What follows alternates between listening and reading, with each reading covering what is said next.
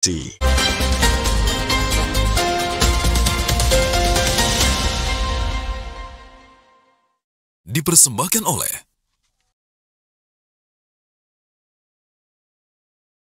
Anda masih bersama kami di Berita Satu Spesial 1 tahun kepemimpinan Presiden Prabowo Subianto Gibran Raka Buming Raka.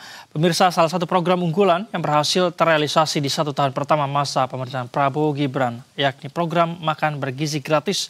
Dan berikut kami hadirkan perbincangan dengan Kepala Badan Gizi Nasional Dadan Hindayana, dipandu oleh rekan kami Agun Hardiansyah yang akan mengajak Anda untuk melihat langsung bagaimana isi dapur SPPG, termasuk bagaimana prosedur operasionalnya guna memastikan kualitas dan higienitas MBG yang disajikan.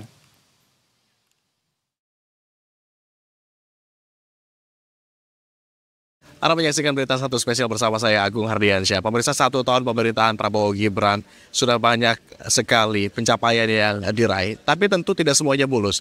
Ada catatan-catatan evaluasi yang perlu diperbaiki. Kendati demikian, pemerintah tentu tidak tinggal diam.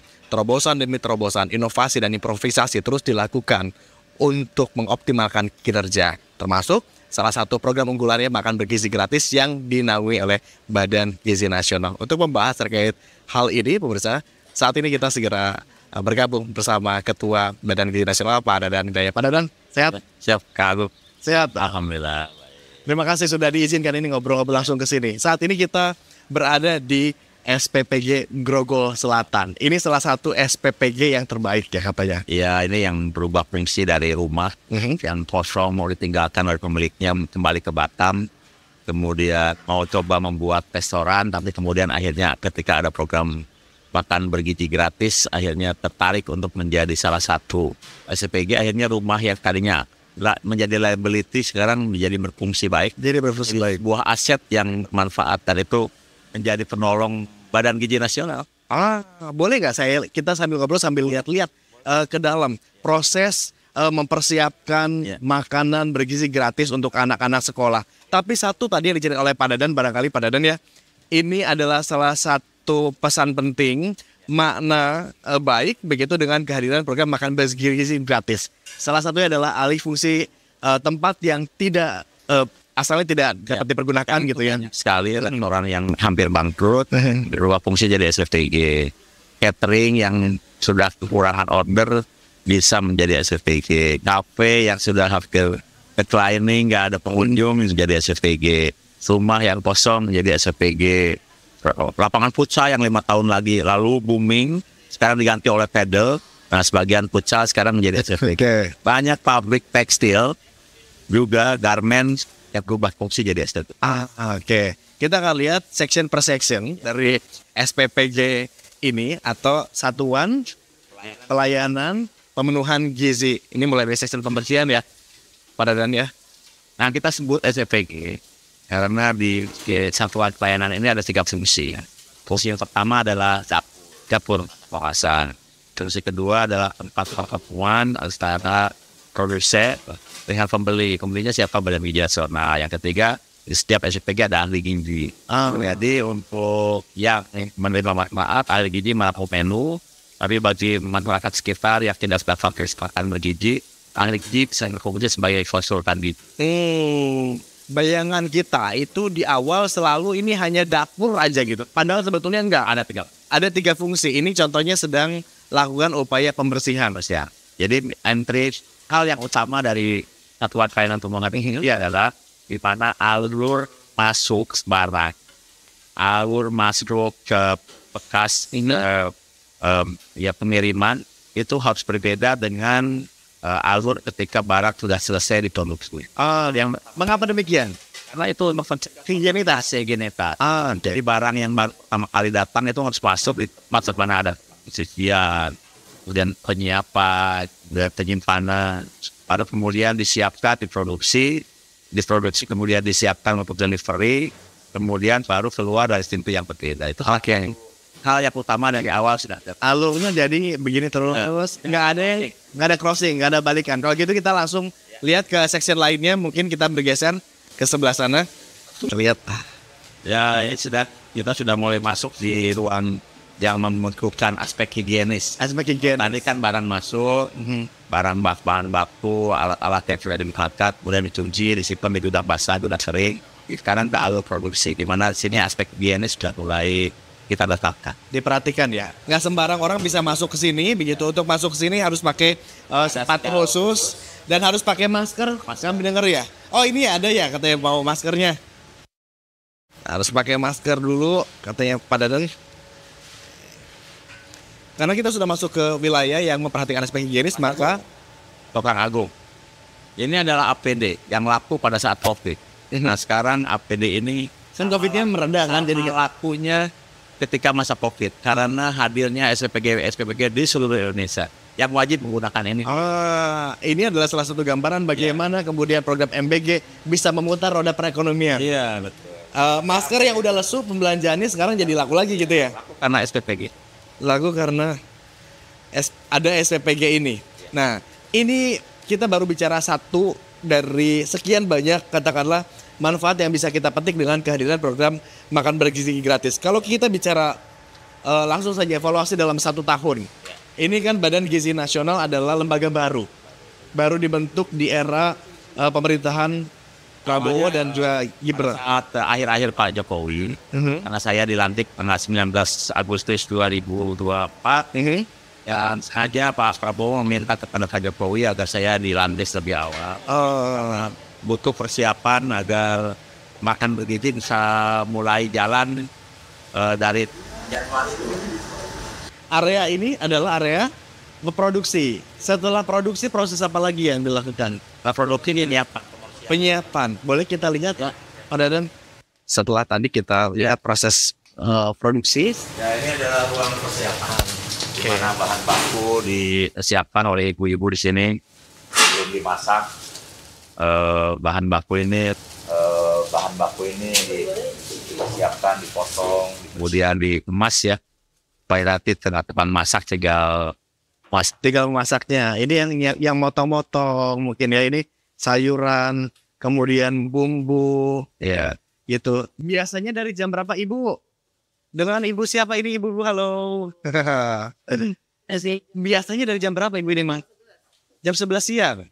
Udah mulai motek-motekin daunnya gitu ya. Kemudian ngiris-ngiris. Dan Kang Agung bisa lihat betapa besar kebutuhan bahan baku setiap hari. Jadi sejumlah ini satu kali masak aja nih. Untuk satu cycle masak aja ya. Ini jam 11 siang udah mulai dipersiapkan. Nanti sore atau mungkin malam mulai masak. Masaknya mulai malam ya? Oke. Jam 12 malam. Kita sedang buat prepare untuk dimasak. Oke. Mulai untuk dimasak itu jam 1. Jam 1 malam. Setiap SPPG punya kapasitas yang berbeda-beda. Tapi kalau kita bicara catatan evaluasi secara garis besar Pak Dadan, apa saja nih dalam 1 tahun terakhir? Ya, alhamdulillah sampai hari ini sudah ada 11.803 SPPG yang terbentuk, yang terbagi dalam 2 periode ya.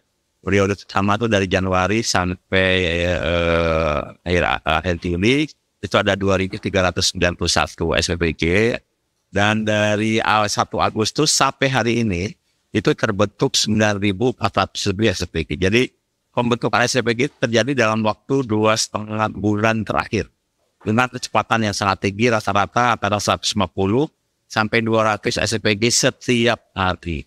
Dan itu seluruhnya bangunan SPPG merupakan kontribusi dari pihak mitra yang tidak menggunakan uang APBN serupiah. Oke. Karena seperti rumah ini sudah ada.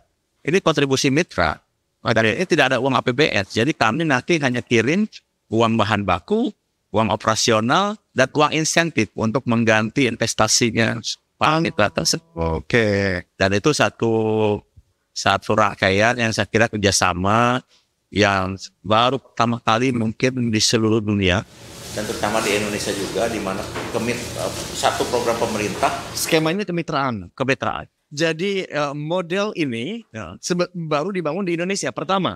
Karena kemarin ada dari Spalar Rockefeller Foundation.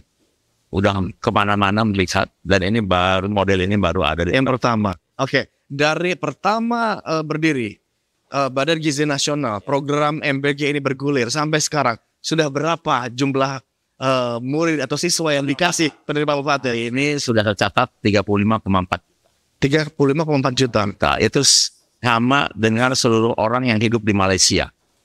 Wah. Kalau kita bicara penduduk Malaysia totalnya 34,4 sekian juta. Oke. Kalau di Australia kita sudah kasih makan 27 juta penduduk Australia ditambah 8 juta kanguru. Sama kanguru Kalau di New Zealand kita sudah Zealand. kasih makan 5,2 penduduk New Zealand ya, Oke. ditambah 30 juta domba. Oke, sebelum kita lihat ke seksi lainnya, ya. Target untuk pembangunan SPPG akan ada berapa? Apakah ini sudah memenuhi target 10.000 19.000 ini? Baru sekitar 44%, karena target di akhir tahun ini 25.400 SPG aglomerasi dan 6.000 SPG daerah terpencil.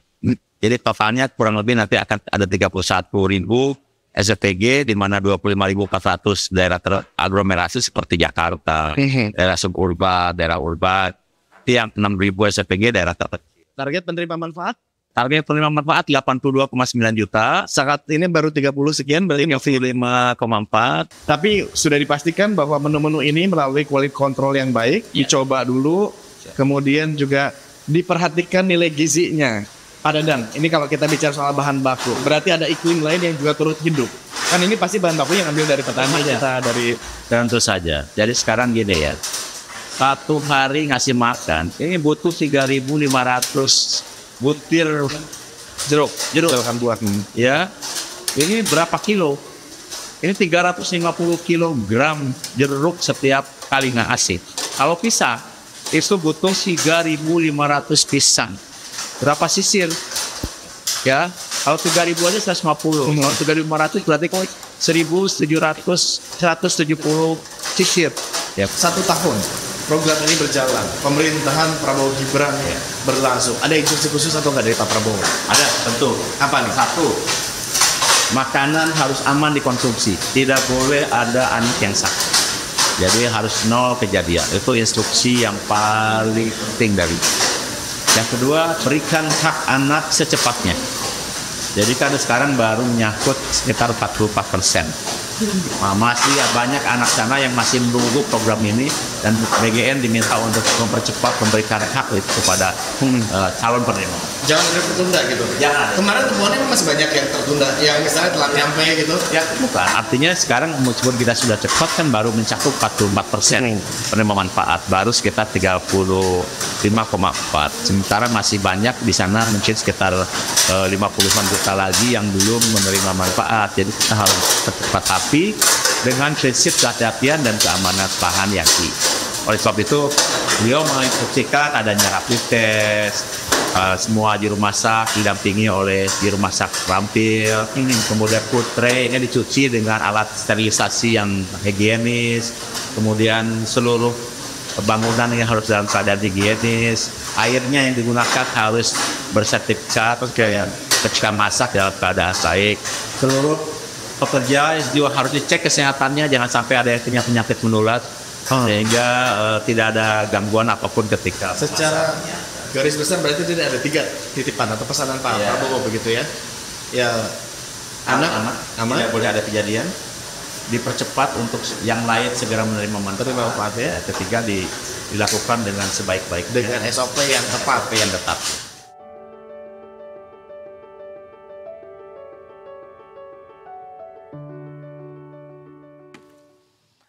Bersama berbagai capaian pemerintah, Prabowo Gibran turut berdampak ke daerah-daerah. Sinergitas pemerintah pusat dan daerah berjalan cukup baik di masa 1 tahun pemerintahan ini. Kita akan membahasnya lebih lanjut, pemirsa. Sudah bergabung bersama kami Wali Kota Bogor, Pak Dedi Rahim. Kang Dedi, selamat malam. Selamat malam, Mas. Assalamualaikum. Waalaikumsalam. Terima kasih Kang Dedi sudah meluangkan waktu untuk kami di Berita